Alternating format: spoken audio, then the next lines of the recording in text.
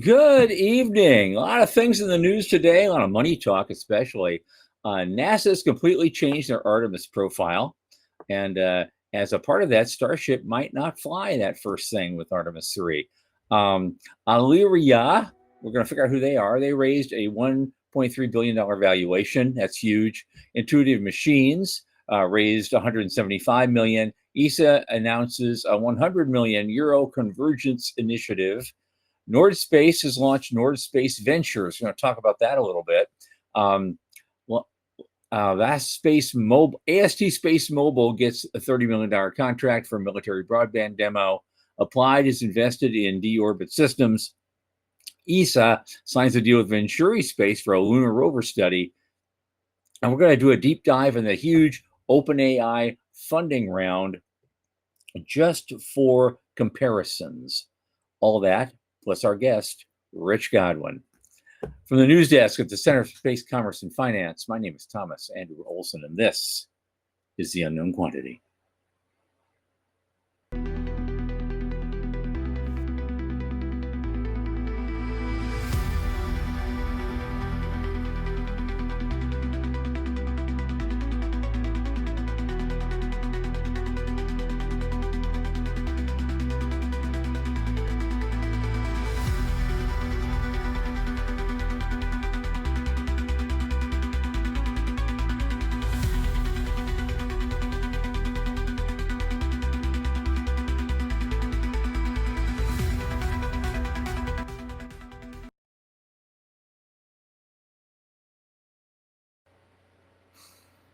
As you know, this program is brought to you by the Center for Space Commerce and Finance. And what do? We champion and strengthen emerging space startups and space-adjacent enterprises worldwide. Our pitch events and world-class boot camps fortify startups to be better investor-ready. A lot of our work, especially this podcast, is supported by listeners and fans like you. Remember, the Center is a 501c3 nonprofit, so just go to our website, cscf.space/support, click that donate button, and drop something in the tip jar. In addition, if you like this show, you support this show, tell your friends. Every new subscriber helps. Thanks so much. And now, here's my oldest space friend, Michael Lane, who just got in from his group meeting, spinning the wheel of Chamaru. Michael, come on in. Howdy. How's things? Good. We're back. We're back. What's going on? What's going on with me? Oh, God. Well, I've still got a house guest. And that's a lot of fun. He brought his guitar, so we've actually been making our fingers bleed. It's nice. A lot of fun. Yeah. Yeah. Is that for your birthday? Happy birthday this week, by the way. Oh, thanks. It was the 27th. So yeah. I haven't seen you since then. So yep. Happy birthday. Yep. Thanks. It was a fun time. It was a good time. My best buddy, for like 48 years was here. Yeah. So it's we had a lot to catch up on. Awesome. Very good. He's taking a winter break from Ohio. He lives up there. They've just been battered by stuff. Oh, right. This is the first time I felt warm in weeks and weeks. Good times. Very good. Cool. Okay. Let's get to it. What do we got? Where are we at? Oh, my God. No, what do we got? What do we got? Oh, you want to just skip right to it. Okay. That's fine with me. That's great. Well, here's the big news. It's all over the place. Everywhere I go in my list, this is the thing is just going on and on and on. NASA has completely revamped everything about the next Artemis flight. Right. And now it's just going to be an orbital mission testing out stuff. And now they're saying Artemis 3, that is. Artemis 2 is going when it's going, whenever it's going. Artemis 3 will be next year. And it's just going to test out new systems in orbit, apparently. And then it's what the ambition has been shifted to 2028 when they say we're going to fly 2 Artemis missions. One we were expecting, the other we were not expecting. So there goes another $4 billion. And they're both going to land on the moon. They're both going to land on the moon. And so I guess Artemis 3, they're not just going to, just test systems in orbit. They hopefully, if the 2 the test lunar landers are ready, they want to test those in orbit alongside them. but which is fine. But then the next article pops up. It says a Starship might not be in that mix. Yeah. And so I don't know what's going on. And it raises a question in my head, which I'm going to bring up later when our guest comes on, because I want to get his take on it as well as yours. Sure. It's going to be, yeah. We have to be controversial on this show once in a while. So I'm saving it for everybody. Okay. All right. Okay. I'm interested. I think this is going to be a really interesting decision. The ripple effects are going to be awesome. So we'll see how. I have some more to say, but we'll wait until good. Because that's going to be a great lead-off conversation. Then we're going to go through, with all the stuff that our guest has been doing lately, which is amazing stuff. Now, have you heard of this country called Illyria? Yeah. So, I've heard the name, and I'm just going to read directly from the article because it tells more, right? Yep. Illyria, spun out of Google's parent Alphabet 4 years ago, says its space-time platform can coordinate those links in real time, communication links in real time. I really don't know that much about it. Google has been running their moonshot program for years. The GLXP, Google Lunar X Prize, came out of it. Some of their Google Earth stuff and Google Moon stuff came out of it. So they've been running space-related stuff for, I don't know, nearly 20 years. Rumor has it they had a Earth elevator, space elevator that was evaluated through their moonshot program. But yeah, I don't know what this is. This is news to me. We were watching their Loon program, their internet via high altitude balloons program, a long time ago. That got shut down because it was kind of impractical. But no, this thing is new to me. I don't know anything about this, Illyria. Yeah. 100 million funding on February 3rd that values the California venture at $1.3 billion. Yeah, that's just okay. Yeah. Okay. Great. Good for you guys. Great. Now, what are you going to do? Yeah. What are you going to do? Deployment of laser terminals and software for dynamically routing data across space, air, and ground networks. Yeah. So, it's another router company. Cool. Good. The world needs more of those, I'm sure. But yeah, it's kind of wild to have, billion-dollar organizations just, grow fully formed from the head of Zeus. Yeah, it's wild. Yeah, I get it. Compare that, though, with Intuitive Machines. Yeah. Now, we know what they do, and they do a lot of stuff. And they've raised another $175 million in a stock sale. Love those guys. Love everything about them. Yep. They sold shares to a group led by unnamed global institutional investors. Okay. And the transaction closed on my birthday. Well, they didn't send me any shares. I should have gotten a present. Come on. Right. They used the new capital to support revenue expansion and investment in technologies to advance communications and data processing networks. And so, and we'll use the capabilities of Lanteris, formerly Maxar. These guys just can't keep their names straight. But Intuitive Machines acquired them in an $800 million deal announced in November. Maybe that's why they had to raise the 175. Right.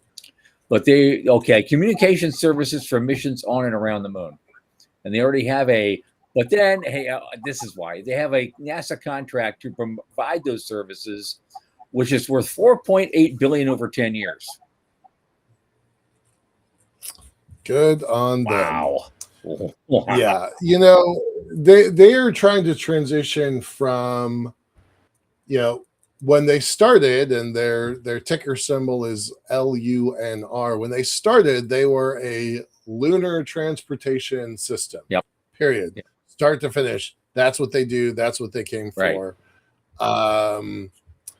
And now they're transitioning into, almost a baby prime, right? They're like, well, if y'all want to do it, meaning if y'all, America, NASA, NOAA, Department of Defense, Department of War, if y'all want to go to space, we're going to help you, right? Just bread and butter, soup to nuts. We want to be in the mix for those really big contracts.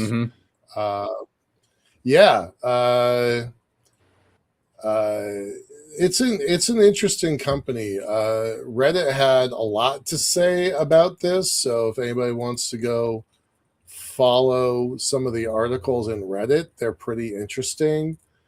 But they're doing well. Like they've got money in the bank, and contracts. Their stock dipped a little bit. Again, we're not giving advice on stocks, but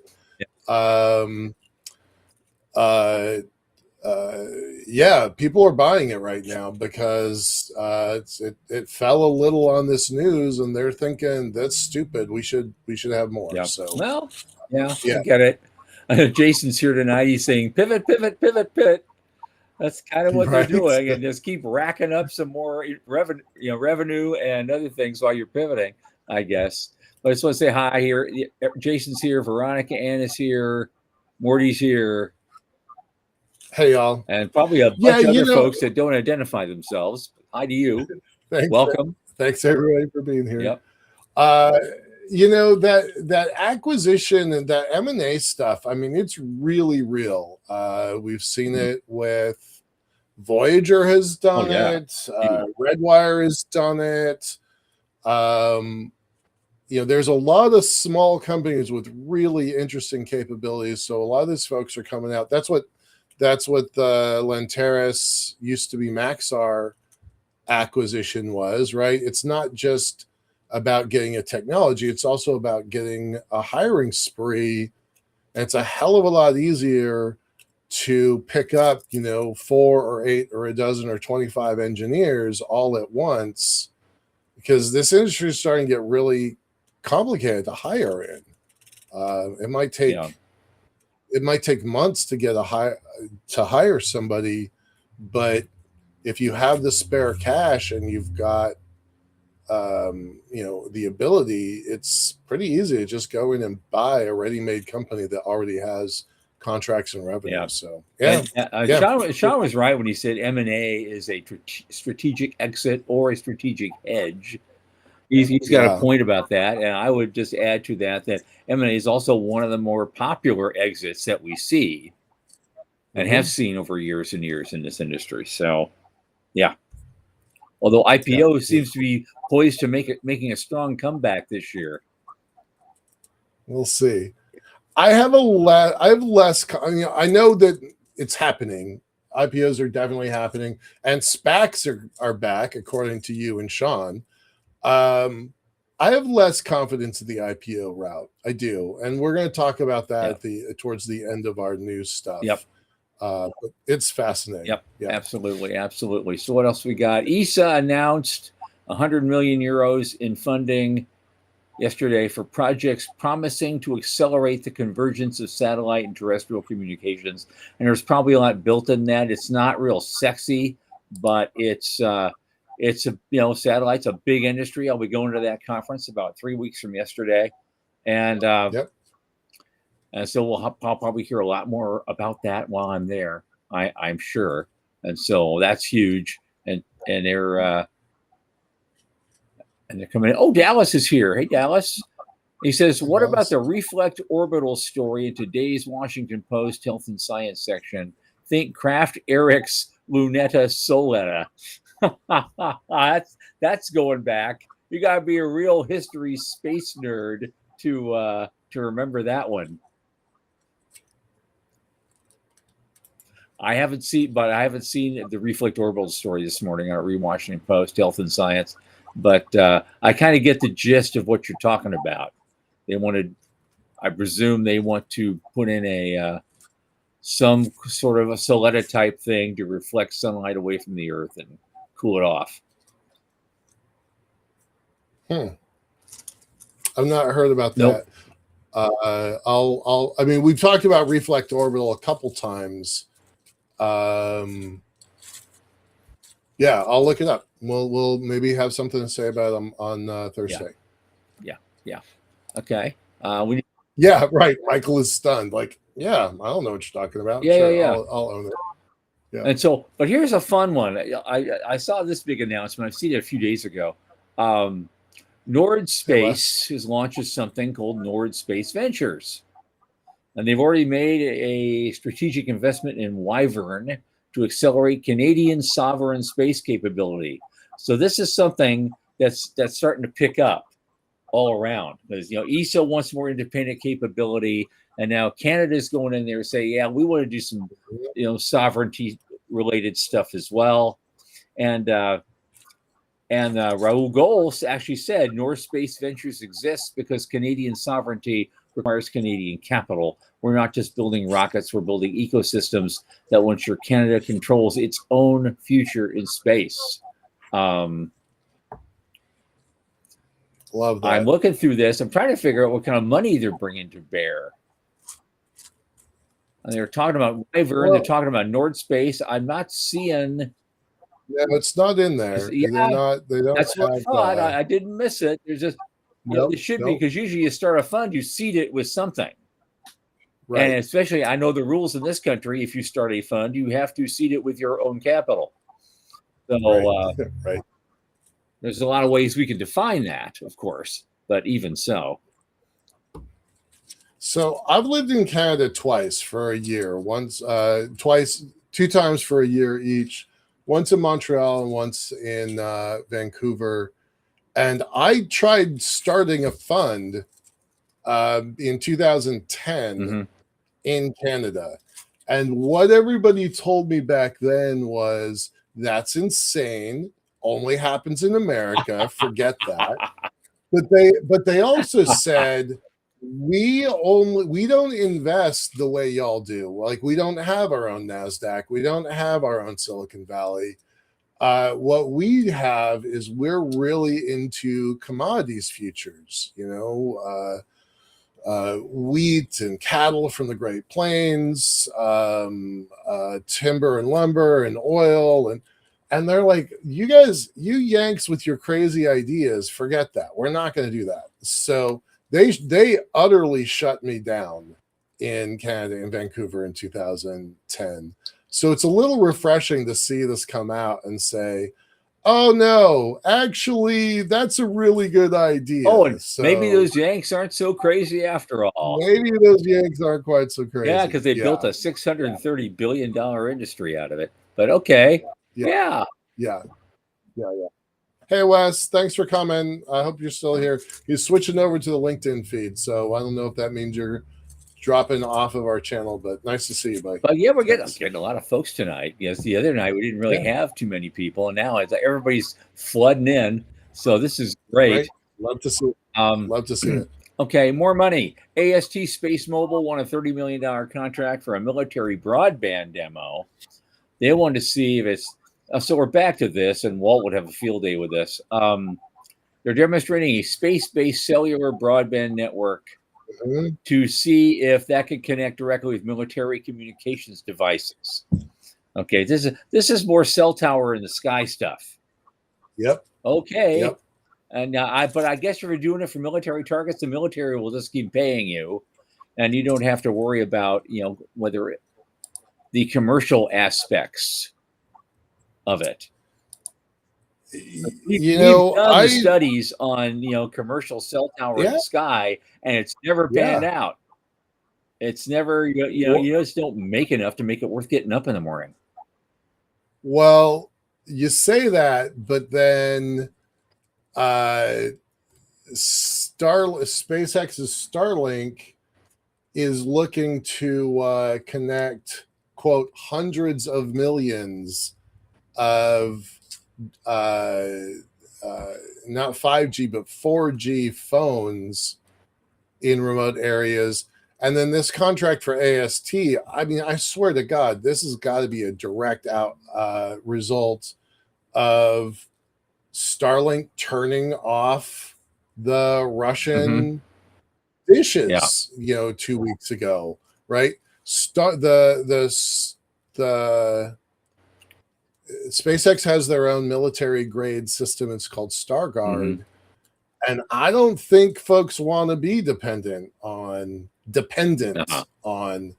SpaceX for that. So I bet you, I think it's just the opposite, Tom. I think you're going to see more and more contracts. Like we may see them, but that's what I'm saying is those contracts are for people. They're not for consumer or cellular customers. They're for people like the military who can afford to keep throwing money at them to do that, whether it actually makes economic sense or not. And of course, governments do that all the time and have for decades. So that's all I was saying about that.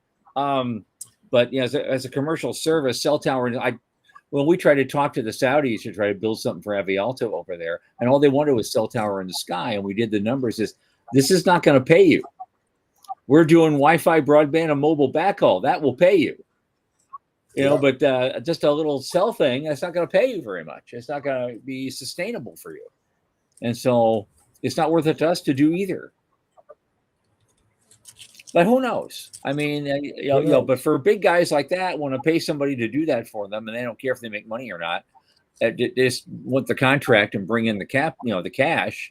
Okay, sure, that model can work. Absolutely. Well, and AST as a publicly traded company needs to swing for those fences, right? They have a different kind of shareholder requirement, so they have to go after that stuff. Right. Just very quickly before we go to our guest, Applied Aerospace and Defense announced its acquisition of Vestigio Aerospace, known for its innovative product line of Spinnaker deorbit systems. And that's a kind of a cool image to show how that works.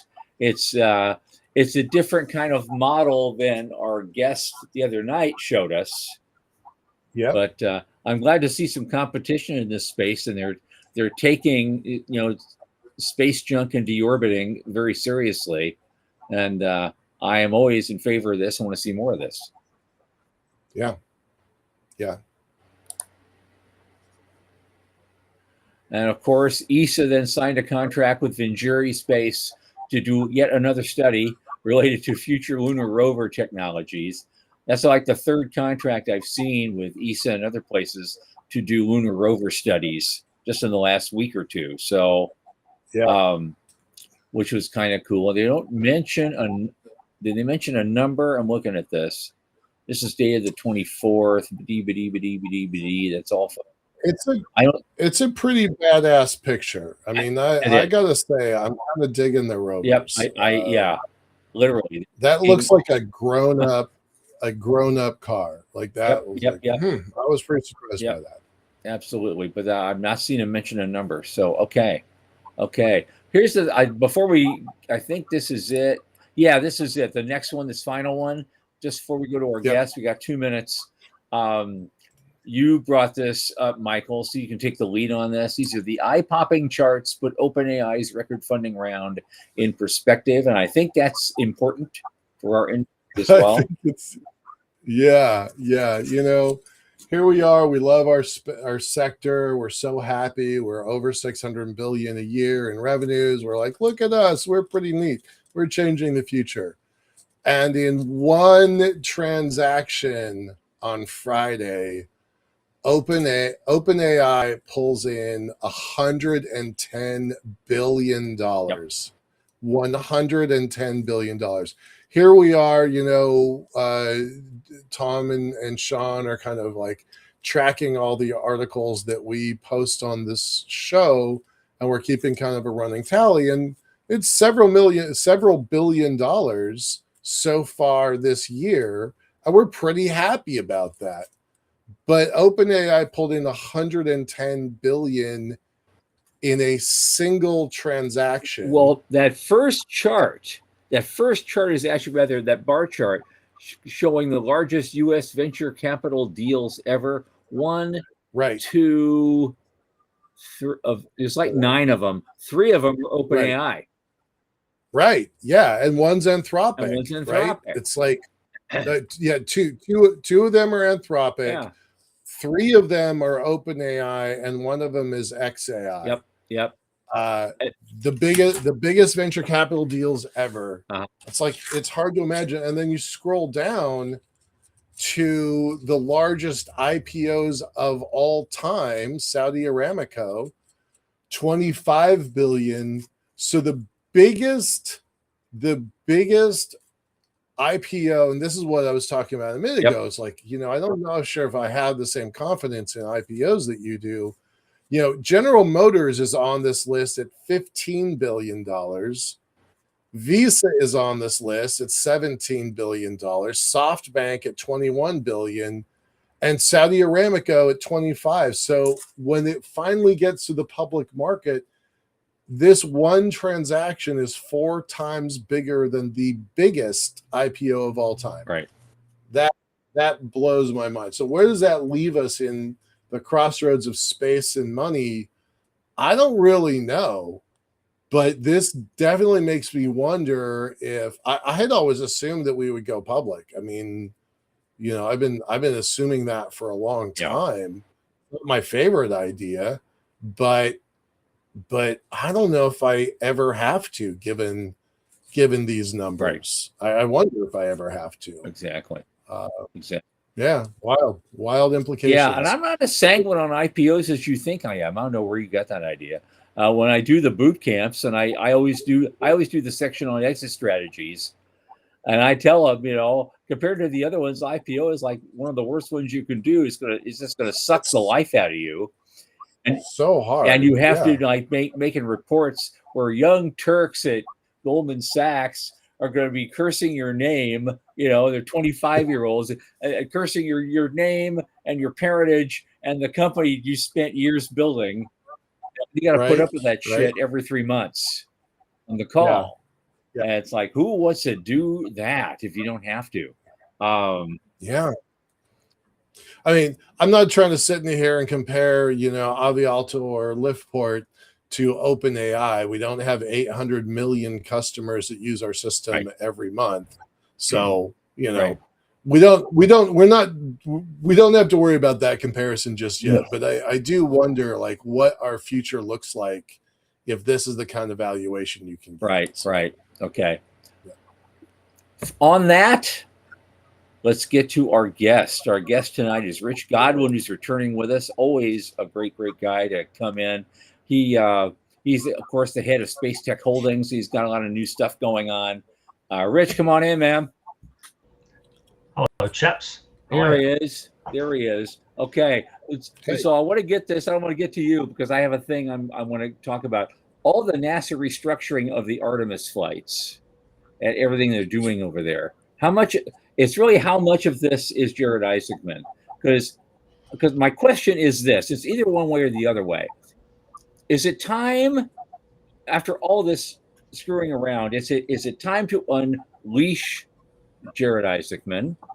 Or conversely, is this what unleashing Jared Isaacman actually looks like? I think after watching his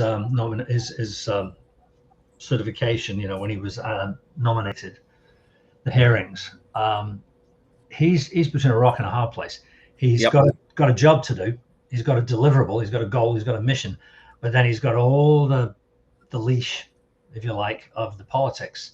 And the fact is that it doesn't matter what the president might say is the goal of the National Space Program. You've still got all those guys in the districts, and the congressmen and the senators are all saying, hey, don't forget, we have a say in this. And I want money coming to my district, whether it's Marshall or whether it's Utah or whatever. And so he's still stuck with that heritage welfare state, if you like. And I don't think he's got much movement there. He's going to have to do a really tight balancing act. But I think after seeing what happened with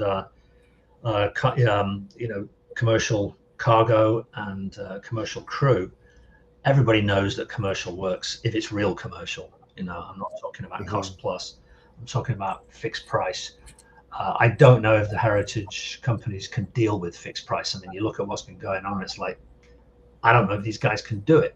It's not their way of doing things.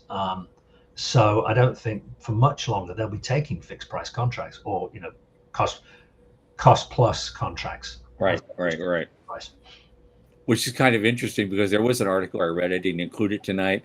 It was someone was advocating that some of the contracts that have already been signed by Musk could be taken away from them and given to ULA. Now that was stated by ULA's new chief lobbyist. Ready for this? Ready for this though? Jim Bridenstine. Okay. Yep. Jim's the new advertiser for ULA. Jim is the new rep for ULA. Yeah. I was pretty surprised. I like Jim. Yeah. I've met Jim many times. I really like Jim. I thought he did a great job as NASA administrator. I've since met him a few times. He's been always very candid, I think, in what he thought was possible.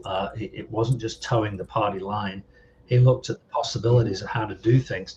ULA, gosh, I heard just last month or a couple of months ago that Rocket Lab might consider buying ULA. I was like, okay, I don't know how that would work out, but well, they might be more efficient. I don't know. Yeah. Maybe they buy it for the contracts, the DoD contracts. That could be. I thought Bezos might have bought them, but then it was like, that seemed to make some sense. But then I think there's too much baggage. Yeah. Okay. It's like what are you buying? If you buy ULA, what are you buying? You're buying a lot of factories and stuff in like places like Decatur, and you've got a lot of union contracts there. Is that viable still? Mm-hmm.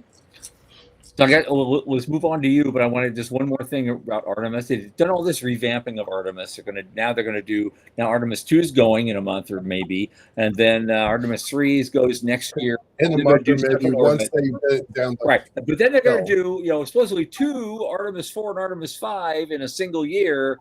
So are we looking at something that actually makes more viable sense, or are we going to think we're going to see more pushback? Well, I always look at this in terms of, it's always crazy to see the reason we're doing this in Congress is because we've got to beat Chinese to the moon. We already did that almost 60 years ago.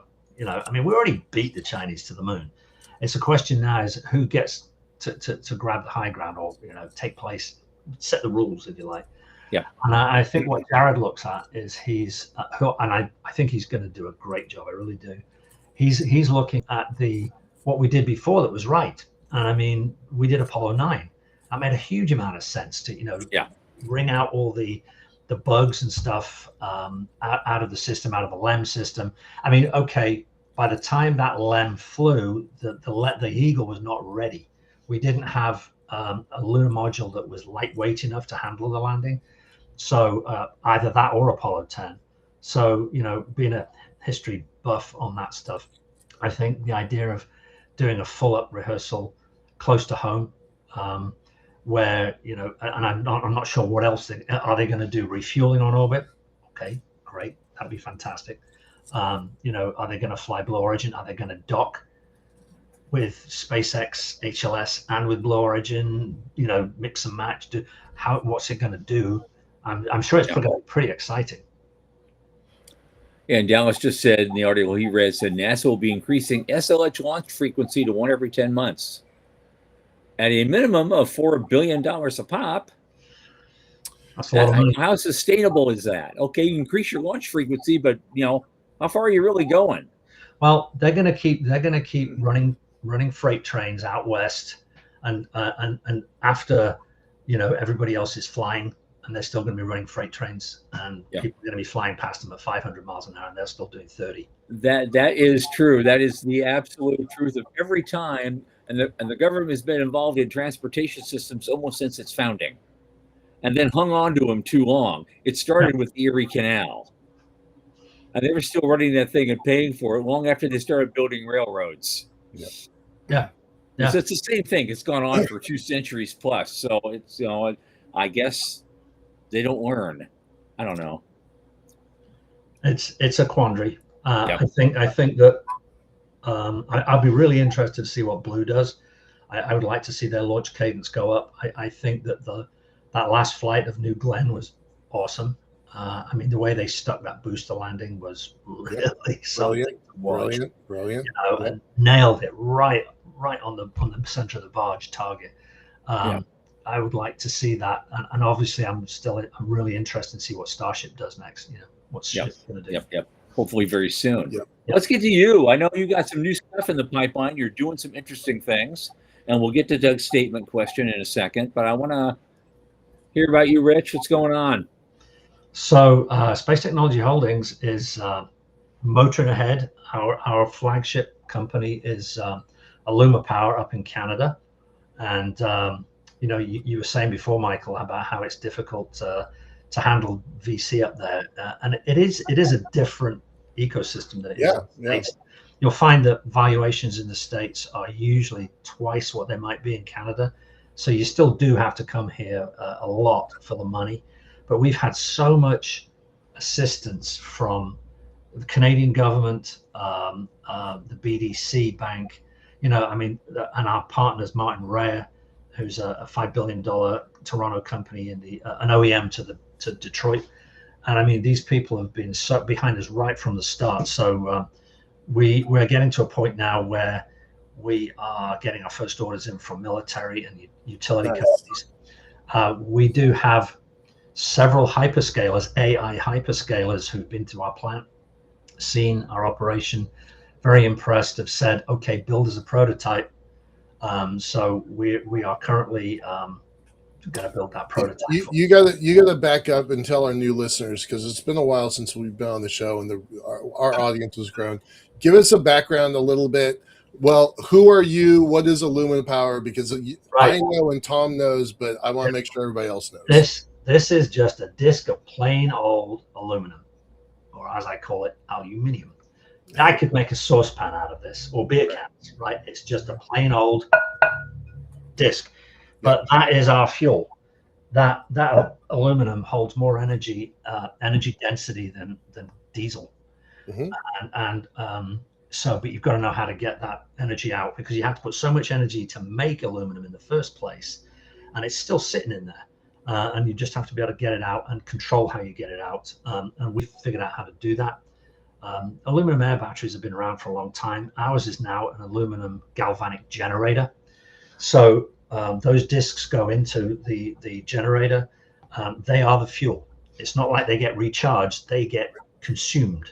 Right. And what's left at the end is a thin sheet, kind of a little bit thicker than aluminum foil. But when it goes down to that, just before it starts to flap, because it's rotating, it tells us, we take that out, we put a new one in. It takes 60 seconds to refuel it. And so if you think about it, in the AI, we're talking about building backup power generation for AI centers, and that's a massive project. They use the grid, obviously. Grid is messy, you know. It fluctuates. Yep. Grid's messy. You have lithium-ion backup batteries, and you might have all sorts of other backups behind the lithium. We trickle charge the lithium, so the power, the raw power comes from the lithium, but the marathon, the energy density, comes from us into either the lithium or into supercapacitors, and we're able to provide power for as long as you put those discs in. And there's not many.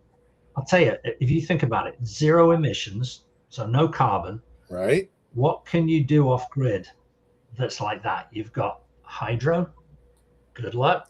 Good luck. If you're in Washington State, that's a good plan. But anywhere else, I've got to dam a river or something like that. Yep. You've got nuclear. I love nukes, but you know, you've got a lot of regulatory to deal with, even with the SMRs and the MMRs coming online.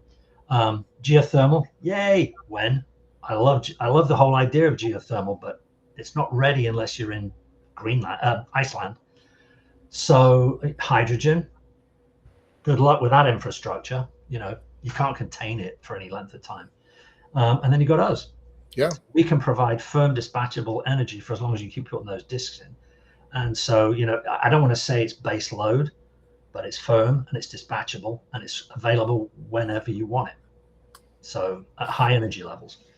Brilliant. So that is a game changer, I think. We've got a huge amount of interest in that. We're just going into our Series B in Q4 this year. So, really, really, really excited about that. And STH and ShareTech, our Canadian partners, were the two companies that started that company. So, yeah. How Okay, much so have you all raised? Oh, go ahead, John. what's your first viable product that you're actually putting out right now using that system? Is it going to be something for a retrofit for an electric car, or what is it? No, I don't think so. Not on the transport yet. I think we have to miniaturize everything. It's easier for us to build big at the moment. Okay. So we're building some fairly big systems, like in 20-foot containers. Okay. So a 20-foot container with this product in will generate just short of 60 kilowatts.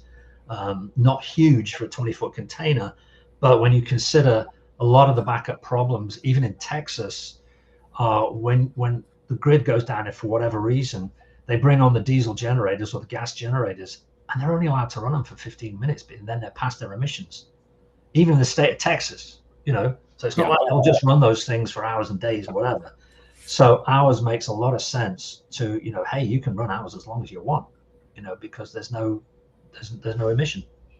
So it's something you can then put in let's say a shipping container, put it in the back of a truck, go out into the boonies with it, and use it as a generator, basically. Yep. Okay. I mean, eventually, will we be able to do it in cars? I absolutely believe so. I think we'll do possibly marine next. We've got a really good way of doing it for marine.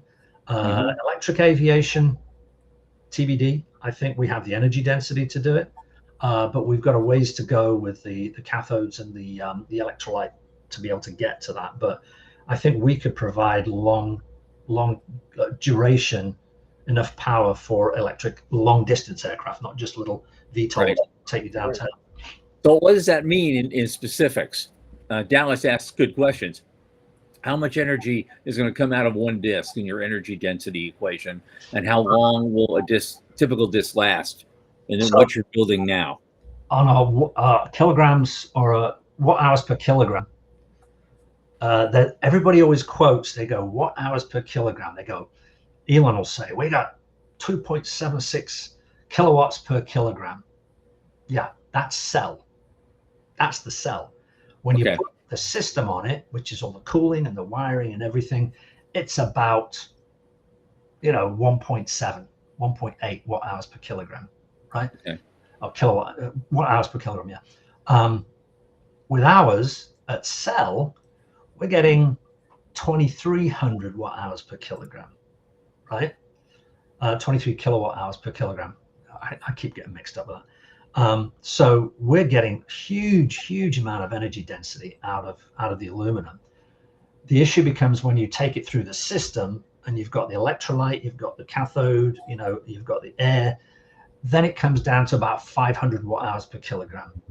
So but that's still almost, more than 3 times what lithium ion is doing at its peak. Good. So, but here's the difference. If you look at our aluminum compared to, say, our aluminum air compared to, say, a lithium ion, it's the difference between energy density and energy per kilowatt hour or per kilogram and power. And the difference is, if you've got a glass of milk and you've got a gallon of milk, ours being the gallon of milk, with the glass of milk, you get power. You turn it upside down, boom, it's all gone. Power, pedal to the metal. Ours, you turn it upside down, it goes glug, glug, glug, glug, glug. A lot more energy, just takes longer, and so you don't have as much oomph on the power. The specific power we're working on, we're getting there, but it's still an issue that we have to process engineer out of it. So that is something. So I guess we're pretty far away from nano-sizing it for CubeSats, as Veronica suggests. Well, it's funny you should say that, because I was just talking to the guys at Intuitive at SpaceCom when you and I were there, Tom, and we're talking about this system. And Dallas asked the question, how long does the disk last? It lasts dependent on how thick the disk is. The thicker the disk, the longer it lasts. So, I mean, it's all down to the reaction, amount of energy you get out is how many square centimeters you react in the electrolyte. So the bigger the disk, you get pi r squared. But also, if you want long duration, you just make a thick disc. I mean, this is a thin disc. This will last a day, right? A thick disc will we estimate will last up to 2 weeks. Well, okay, I'm still a little bit lost on the that thin disc that you have that would last a day. How many kilowatt hours can you get out of it? You know, turn the jug upside down. Total energy. How much can you get out of that disc? Like I said, about 500 watt hours per kilogram. 500. Well, how much does it weigh then? How much is that? This weighs. God, does it weigh a kilogram? Yeah, this probably weighs a kilogram. All right, so 500 watts. You can get 500 watts out of that. Yeah. Okay. For a day. For a day. But you put multiple discs in. You run it multiple. You can run it like an old jukebox machine, you know. Yeah, you could do it in series and just. And our new thin disc runs like 8 thin discs all together. So you're reacting a huge amount of surface area. So you are getting a lot of power out of that. Yeah. Yep. We're working on one which is like a big suitcase right now for the military, and that will put out in the size of a big suitcase. At the moment, it'll put out about 800 watts. Jesus. For quite a while, you know. And it takes about 2 minutes to recharge it. My God, that is a game changer if you can pull that off, miniaturize or make it like. Remember the old luggables we always carried around, the computers that were the size of a suitcase? You know, a standard Jarhead is kitted out with 15 pounds worth of electronics and batteries. Yep. Now that I never had when I was logging through the. Well, that's one of the first items we looked at for the military, and we felt that probably, I mean, when you're a dismounted soldier, it depends if you're on foot or if you've got a Humvee with you or something like that. If you've got a Humvee, you might go out on a 12 to 24 hour recce or whatever. Yeah. And so your lithium ion that's on your belt or whatever is only going to last a maximum of 8 hours. And a lot of them, they have recharging. You know, you either scavenge, recharge it. There's, you know, you're in Afghanistan. Oh, plug into the grid. What grid? Right. Yeah. Yeah. Or you can have a little blanket that unfolds and solar charges your lithium ion. So you're sitting out there for 8 hours in a hot zone, hoping that nobody spots you. Yeah. You know, with this, we think we could get a backpack. We were designing a backpack for this for a single guy that would be rotating, and it would provide him with probably 48 hours of power, and then all he has to do to reload is just put a new disc in. Or we could put it in the back of the Humvee so that everybody can just plug in, charge the Humvee. It's quiet, there's no noise. There is a heat signature, but it's not like diesel or anything like that. It's quiet, and it's low temperature. So to put that in the back of a Humvee for dismounted soldiers just to plug back in, I think that'll be a major product for us at some point. I love that. There's a couple questions in the audience before I get to that. Is the disc spinning? Do you wind up with it messing up your satellite, or is it just static and it just sits there? We haven't had any RF problems with it at all. I mean, it's basically a self-contained unit. It has a lot of sensors on board, but we get all that sensor data back, and we usually tie it into the Wi-Fi or Bluetooth, so you know exactly how much power is left in it, and you know when to change out the disc. But the thing you have to remember about the disc as well is that it's got indefinite shelf life. Yeah. I mean, if you're a forward base in the Western Pacific, you can go and stick this out on a desert island somewhere and just stick it in the ground and you know, leave it for however many years you need to leave it for. It's not going to gum up. Right. You just put it in and add the water and the electrolyte. And people might, well, what if you don't have water? Well, if you don't have water, you've got a worse problem than anything. You have a different problem, right? We're not that's it. Yeah. Let's get into some of the questions. Of course, the engineers amongst us are asking questions. Bruce is asking something you've kind of already answered. Is it just pure aluminum? Can we use? Good question. Yeah. Really good question. Thanks, Bruce. No, we use scrap metal. People think that scrap aluminum all gets recycled. No, it doesn't. There's 20 million tons of what's called twitch or zorba. It's actually called zorba, and then it gets turned into twitch. It's crap. It is full of iron, nickel, chromium, and it's dumped. 20 million tons is dumped into landfill every year. All those airplanes you see out in the desert in Arizona, they take the engines, they take the seats, they take the copper wiring. The wings and the fuselage are still there because they can't do anything with it. You can take that crap out of it and turn it back into aluminum, but it's not economic. Ours, we can take that, just grind it up, put it in, turn it into discs like that, run it through our system, get the electrons and the heat out, and then the slurry that's left, you can skim off the different types of potentially rare earths, as well as the aluminum trihydrate, which is recyclable back into aluminum. So it's a circular economy to the fuel. Brilliant. And then Dallas, we already know the answer to that, but answer the question. Can they be used in space? Obviously, that's the $1 million question for this show. As far as microgravity is concerned, TBD. On the lunar surface, absolutely. I think that I'm very bullish on the fact that we could get, with one set of discs, without having to change the discs, because there's nobody there to change out the discs, and we don't want to make it too heavy. I was talking to the guys at Intuitive a couple of weeks back, and I think we could get them through 2 lunar nights without needing nuclear power. So they run for 2 weeks.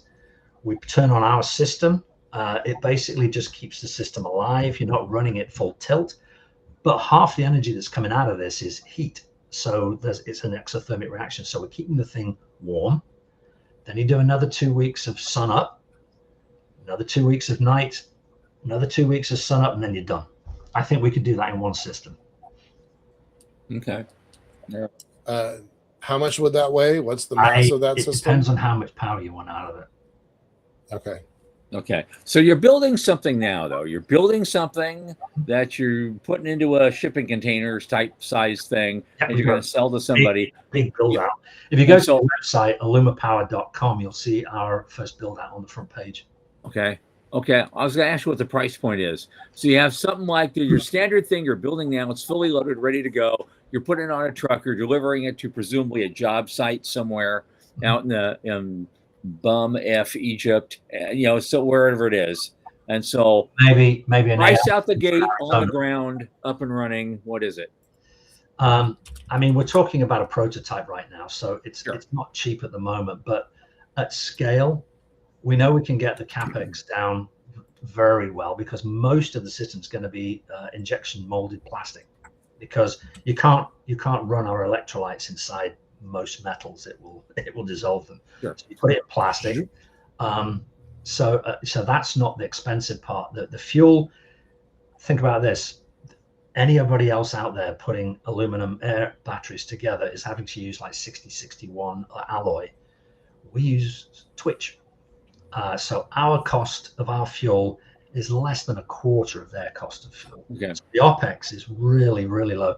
I think at scale, we will eventually beat diesel and gasoline on a kilowatt hour per dollar basis. Yeah, we'll never beat the grid. We're never going to beat the grid, but we can beat gasoline and diesel. Okay. On price. Veronica's got a cool comment here. There's enough stuff in Regolith's composition that we could. Is that true? There's a lot more aluminum on the moon than there is helium-3. I'll tell you that. Yep. Happy birthday, V. Hope you're well. I know my birthday the other day. Absolutely. I mean, there's a huge amount of aluminum in the lunar regolith. So yeah, you could make this. Yeah. Once you've got factories there to be able to put a lot of electricity into the aluminum, you could certainly strip off the oxygen. I'm presuming it's going to be aluminum oxide. Yeah. I can't quite remember. But that's the way you strip off the 2 oxygens and you're left with Al2. And that Al2 will not oxidize up there. It's in a vacuum. So it's straight away, straight into the system, and you just start pulling electrons out of it. Super cool. Super cool. We're 5 minutes to the end of the show here. We usually do, what's happening in 5 years, what's happening in 25 years, pull out your crystal ball. But, is there anything else you want to talk about before we wrap up? Basically, the other stuff we're doing, we've got an ag tech company, which we're just going to set our first plant up in Florida. We've had some amazing results. It was a product that's designed to grow food in space, Moon, Mars, and beyond, but it works really well on this planet. We've been testing it in California. 40-50% yield increases, huge more root mass, more healthier plants. So we're really bullish on that one. What's the crop? What's the crop? Anything you want. We've tested it on avocados, berries, row crops. We're doing celery next, carrots.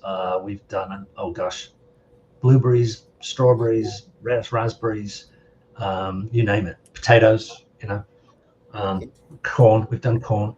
So is it a replacement for potash? No, but what we've been able to do with this is we've been able to dial back NPK by up to 25%, which is where most of the runoff cost comes. And ours is just a spritz. And the other thing we found out about it, it seems, I've got to determine this and confirm it, that it stops at a little spritz on the soil. It stops outgassing of CO2 out of the soil for like 3 weeks. That's a big deal. Yeah, that's a big deal. What's the word I'm looking for? It keeps it in the soil so it can be used in the plants as carbon instead of being emitted as carbon dioxide. It's a big deal. The other last one, we've got a radiation shielding company working on that. We're just doing a deal with the University of Florida to start making our beta materials. We did our alpha materials, put them through the beam line at Brookhaven last year. That came out really well. So we're now doing our beta materials. And then this agricultural tech stuff has a medical component to it. That's separate to STH, but we're working on that. And that is really, really exciting. A lot of stuff, a lot going on. Yeah, love that. Yeah, we spend a lot of the time talking about aluminum power because that's kind of your flagship, but the other technologies are powerful and useful, and we should probably bring it back to talk about the other tech. What does your crystal ball look like? Usually we talk about 5 years and 25 years out, but honestly, tell me what you think about 2026. I mean, I don't know what's happening this year. There's a video that went up yesterday on YouTube that was the top 15 technologies judged by MIT in 2026. And I watched it and I thought, wow, we're into 3 of those. One is aluminum energy. Another is commercial space stations. And through Starbridge, we were the first VC into Axiom. And then there was another one, I can't remember what it was, but we're into 3 of those technologies that MIT just said these. And I think that AI, we always talk in AI. In Canada, we just say A. I think that it's going to be, it's how you use it. I think it's going to have very positive and some negative. A lot of white collar jobs are going to go. But I think if you're not using AI, get on it. And my preference is Claude at the moment. I use chat a lot. I use Gemini. I use Copilot. Claude is really very special. It's amazing. Yeah, it is. Yep. Okay. All right. Ready. Last minute. What does 25 years look like? What are we looking at? We've got a website through Starbridge called the Integrated Space Plan. I need to put that up sometime. I'll give it to you guys. We've done this complete look at what we think the space is going to be doing in the next 75 years and put it into silos to see, in all the different technologies. I think we're definitely going to be on the moon. I think the whole concept of AI on orbit, I get it. I think there's problems, or not problems, there are issues that are going to have to be addressed. One is radiation. Hey, got radiation shielding. Another one is heat transfer. Everyone thinks space is cold, so the heat will just go away. And no, You're still going to need liquids, and then backhaul, getting it down. Tom and I have spoken about that a lot. And we've had some ideas about how to get that backhaul down, and it's going to have to be optical. It's definitely going to have to be. It's not going to work with RF. Right. It's not. It just isn't. We'll get there.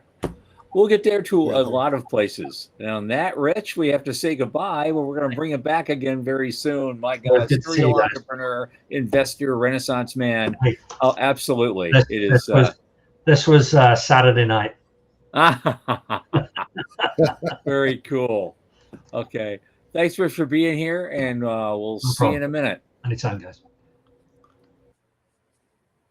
Okay, we have a guest lined up for Thursday, I think, but they haven't confirmed yet. So we'll get that notice out as soon as we do get a confirmation. Otherwise, there'll be lots and lots of news that we haven't been able to cover yet, and the general hearsay innuendo and general tomfoolery. Either way, it's going to be a good show on Thursday, and I hope you'll continue to join us. For Michael Lane and Sean Key at the news desk at the Center for Space Commerce and Finance, I remain Thomas Andrew Olson. Keep watching the skies.